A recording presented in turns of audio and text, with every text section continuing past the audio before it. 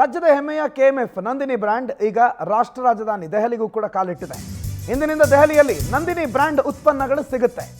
ದೆಹಲಿಯಲ್ಲಿ ನಂದಿನಿ ಉತ್ಪನ್ನಗಳನ್ನು ಬಿಡುಗಡೆ ಮಾಡಿದ್ದಾರೆ ಮುಖ್ಯಮಂತ್ರಿಗಳು.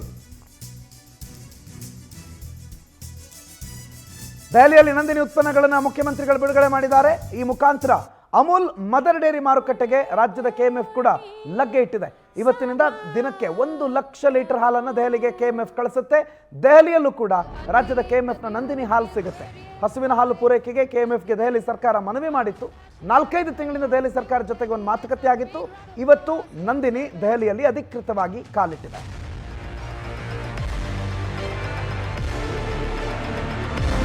By the honorable hands of Chief Minister of Karnataka, Shri Siddaramaiah, and Shri Cheluvaraya Swamy, Agriculture Minister, Government of Karnataka, Shri K. Venkatesh, Honorable Minister for Animal Husbandry and Sericulture, and District in Charge Minister, Chamarajanagar, Government of Karnataka. The new variants by Nandini unveiled in the national capital of India, New Delhi.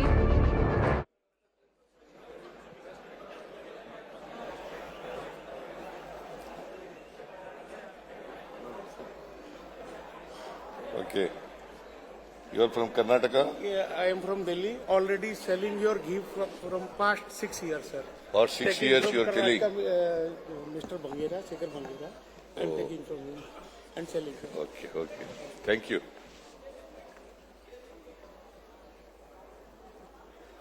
Hey, ಕಳಿಸಿ ಅವನ್ನೆಲ್ಲ.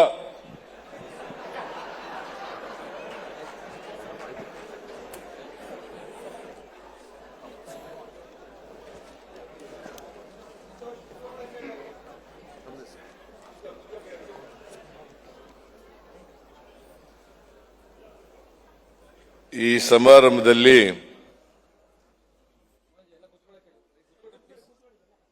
ಭಾಗವಹಿಸಿರ್ತಕ್ಕಂಥ ಪಶು ಸಂಗೋಪನೆ ಮತ್ತು ರೇಷ್ಮೆ ಸಚಿವರಾದಂಥ Shri K Venkatesh ಅವರ I hope that you all know Kannada.